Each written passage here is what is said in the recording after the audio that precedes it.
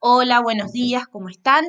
Bueno, como les había prometido, en esta ocasión les vengo a mostrar cómo se hacía, reforzar cómo se hacía el guión de la presentación y además hablar un poco de qué aspectos y qué información tenemos que poner en nuestras conclusiones.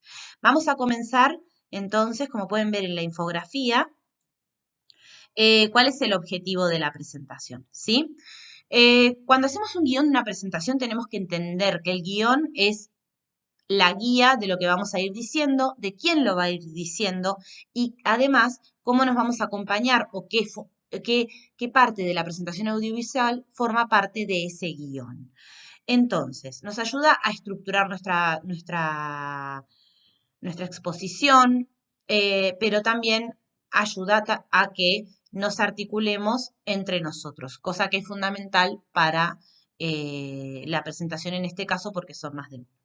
Bueno, comencemos con las partes entonces. Lo primero que tenemos es la introducción.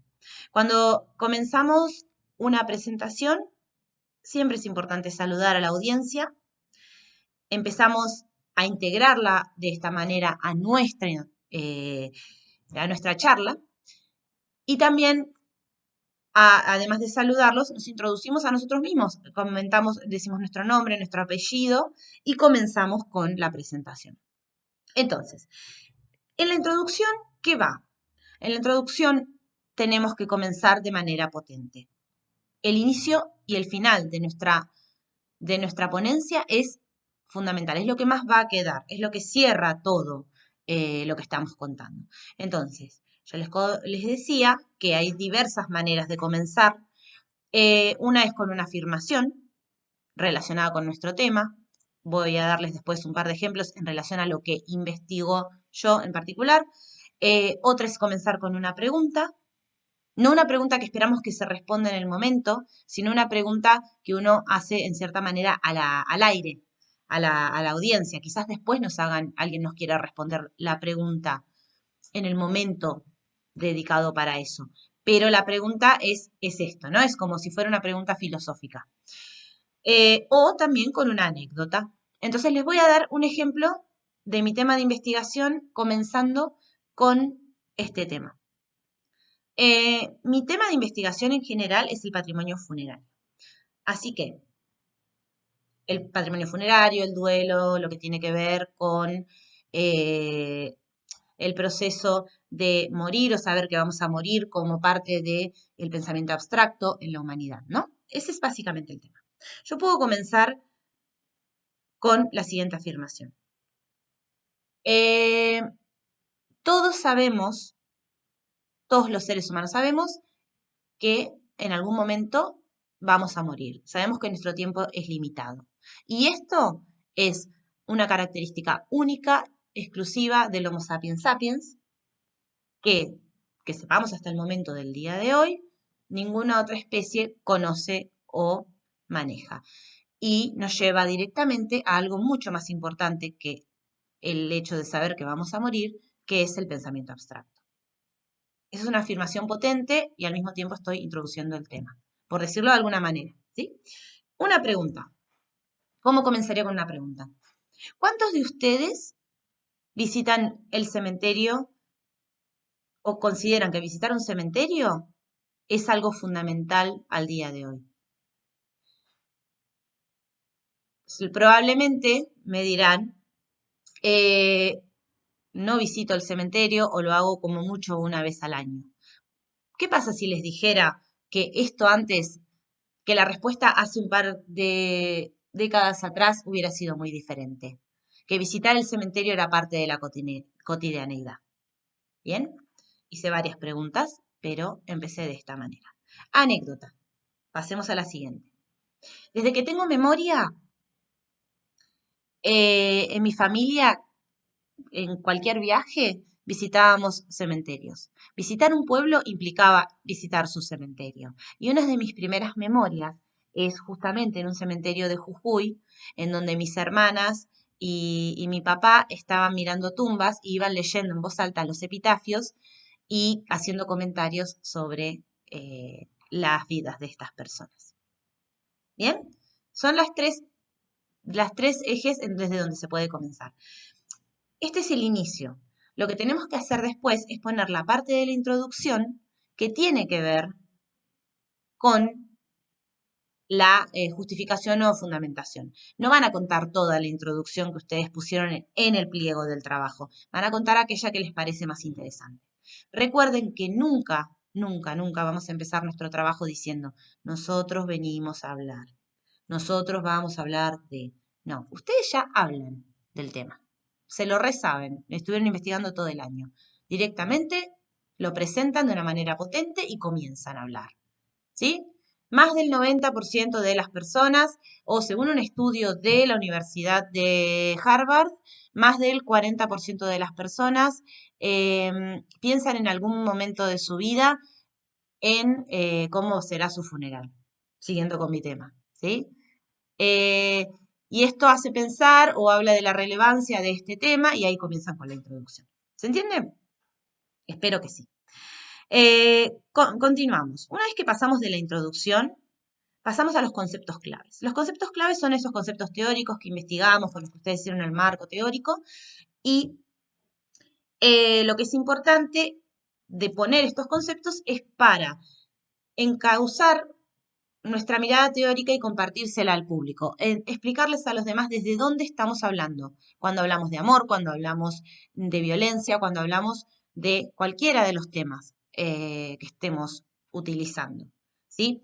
De esta manera, la gente va a saber también desde dónde estamos mirando nosotros, valga la redundancia, pero nos va a servir para que si alguien nos hace algún planteo de por qué decís que, por ejemplo, el amor es esto, cuando hay otras opiniones, vos podés volver, ustedes pueden volver siempre a nosotros tomamos el amor de acuerdo a este autor y es desde este lugar que estamos encarando todo el proceso de investigación.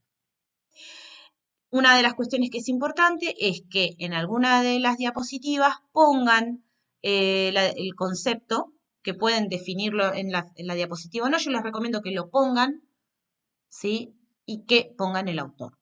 Y que ustedes cuenten sobre el concepto y hablen sobre el concepto.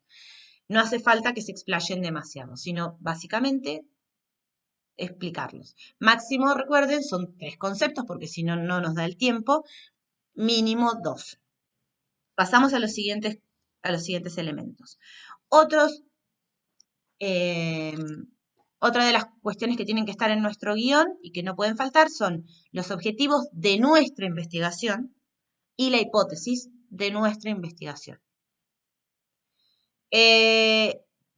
Los objetivos les recomiendo que aparezcan en las diapositivas y la hipótesis también.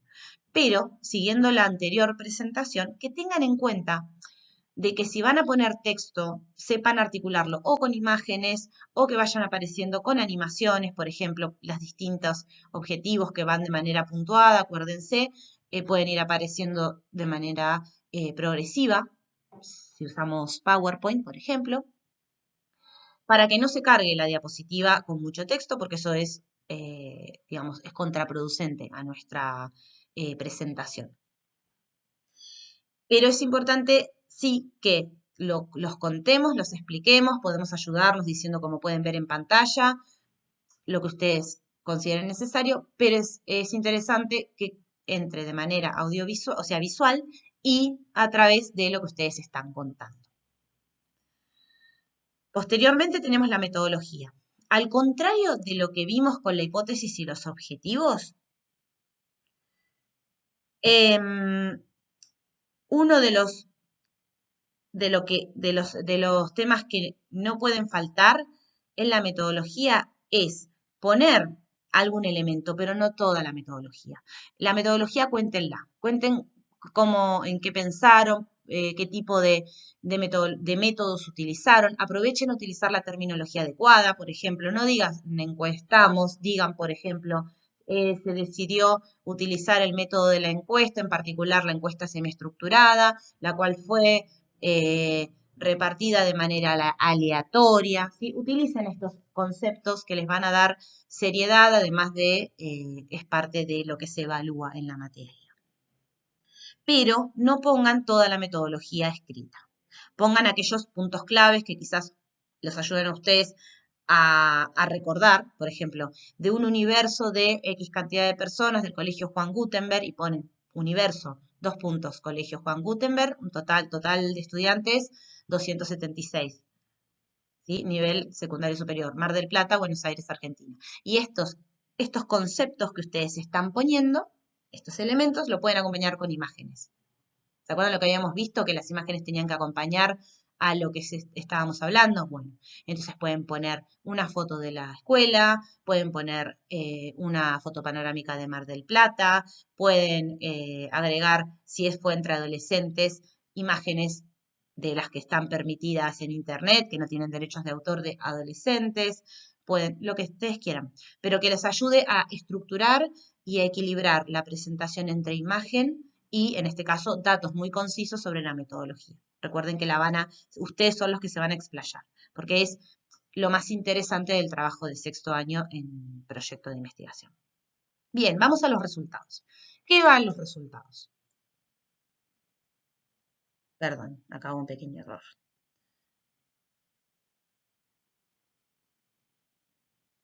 ¿Qué van los resultados? En los resultados vamos a poner los resultados de nuestro trabajo de campo. En general, la mayoría de ustedes hicieron encuestas y algunos hicieron entrevistas en profundidad. Eh, Me preguntaban muchos, bueno, pero ¿cuántos gráficos está bien? Está bien poner todos los gráficos que te aporten información. El primer gráfico que pongamos, o sea, en donde se muestra a quienes encuestamos, más o menos la proporción de grupos de edad, de género, etcétera, siempre va. Y sabemos que no podemos decir mucho más que lo que está en pantalla. Pero los otros gráficos, ¿sí? Los que vamos a comparar una vez que tenemos las variables bien estructuradas o las secciones, de esos gráficos elijan los que más información les aportaron y estructúrenlo con la entrevista, ¿sí? Hagan hablar al gráfico, que no sea una sucesión de gráficos que se repiten. No carguen toda la información con esto. Muestren los más interesantes y si tienen muchos que sean interesantes, tienen que encontrar la manera de resumir. Los gráficos, ¿cuándo son interesantes? Bueno, cuando se puede lograr una buena interpretación y cuando esa interpretación nos sirve para aceptar o rechazar la hipótesis planteada en un principio. Pero ustedes tienen que hacerlos hablar, que la gente vea más allá del gráfico. Señalen en la pantalla, fíjense, en rojo pueden ver las respuestas de los que contestaron que estaban totalmente de acuerdo con la afirmación siguiente, y esto llama poderosamente la atención con respecto a lo que sucede con el otro grupo de edad. Si se fijan en rojo, el grupo de edad de entre 30 y 40 años, contestó justamente lo contrario, ¿sí? Esta proporción baja totalmente y eso nos lleva a afirmar que muy posiblemente, y ahí va la interpretación. Y esto se corresponde con lo que dice nuestro entrevistado número 3 y ponen en la pantalla, por ejemplo, sexo femenino o masculino, edad tal, cuando dice, ¿sí? Entre comillas, y ponen esa afirmación.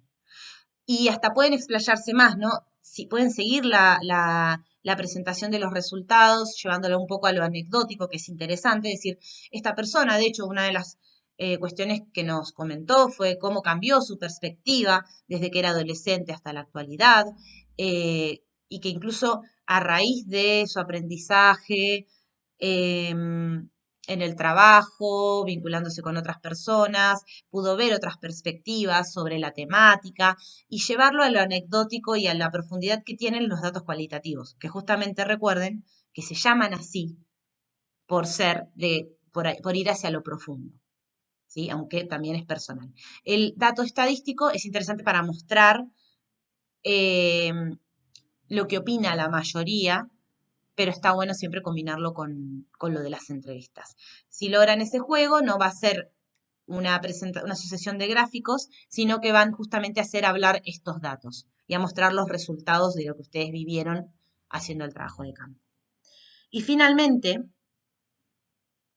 yendo a lo que van las conclusiones, y esto también se aplica para el informe final, Em, en las conclusiones ponemos un resultado, un resumen de los resultados obtenidos. ¿Qué quiere decir esto? Quiere decir que vamos a ver un poco cómo se combinan. Nosotros cuando estamos haciendo el análisis de datos, bueno, tenemos un gráfico, lo describimos y lo analizamos. Después tenemos dos gráficos, que es la misma pregunta, pero para nuestras variables, o sea, edad o sexo o lo que fuera, y lo describimos y lo analizamos. Pero empezamos a ver que a medida que analizamos los gráficos, hay una relación entre la pregunta anterior con la siguiente. Bueno, lo que tenemos que lograr en la conclusión es esto, hacer ese seguimiento de todos los gráficos y ver cómo podemos resumir los resultados. Y ese resumen tiene que ayudarnos a aceptar o rechazar la hipótesis planteada. Puse las hipótesis porque dentro de cada hipótesis muchas veces hay más de una. Y muchas veces sucede que aceptamos totalmente una parte pero rechazamos la otra. ¿Sí?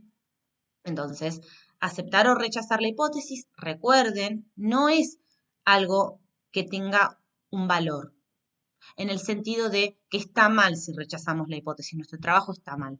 No, significa que quizás hay que ampliar la metodología, significa que quizás hay que preguntarle a más personas, quizás la muestra no fue tan representativa, significa que tenemos que cambiar el tipo de preguntas. Y muchas otras cosas más. O puede ser que sí, que realmente nuestra hipótesis está falseada. Y está bien también. Entonces, ahí es donde pasamos al siguiente punto de nuestra conclusión, que es hacer una autocrítica constructiva. Ya sea que aceptemos o rechacemos la hipótesis, podemos aprovechar para decir que, bueno, en futuras investigaciones nos parecería interesante utilizar otro tipo de método, no solo la encuesta o la entrevista, quizás la observación participante o quizás hacer alguna dinámica de experimentación. O quizás utilizar otros colectivos, incluir a otras personas, otros grupos de edad, o quizás hacer el estudio no por sexo, sino por género. Y también plantear nuevos interrogantes, o sea, ¿qué pasó con esta investigación? Resolvimos esto, pero se nos abrió esta ventana. Hacer esta investigación nos hace pensar en qué hubiese pasado si, eh, en vez de preguntar sobre esta cuestión, hubiéramos indagado más en otra, a la que en una primera instancia no se le dio importancia, lo que ustedes quieran. Y después cerramos la presentación con un final potente, para volver al inicio de nuestro inicio potente. ¿Cómo sería esto? Bueno, si por ejemplo iniciamos con un interrogante planteado, podemos refutarlo o podemos reafirmarlo. Podemos decir, en respuesta a lo que pensamos al principio, ¿cuántos de ustedes van día a día al cementerio? Y la respuesta fue, vamos a suponer que ustedes hubieran integrado a la audiencia haciéndolos levantar la mano, no poniéndose a hablar, ¿sí? La gran mayoría de ustedes respondió negativamente y la respuesta es, realmente es fundamental que visitemos seguido un cementerio porque son espacios de memoria, de identidad y los invitamos a todos a ampliar los estudios sobre el patrimonio funerario porque consideramos que es fundamental para nuestra sociedad, por ejemplo. ¿Sí? Entonces, ¿qué hacemos? Ponen en valor, reafirman la investigación planteada. Es fundamental que estudiemos en profundidad la violencia en el entorno del fútbol. No deberíamos darla por sentada. En cierta manera están ustedes haciendo un juicio de valor y es la primera vez que se les permite hacer un juicio de valor, una reflexión sobre todo lo que hicieron. Acá es el momento y es lo que hace que el cierre sea perfecto. Bueno, y hasta acá el video. Ya saben, ante cualquier duda o consulta, me lo plantean. Nos vemos.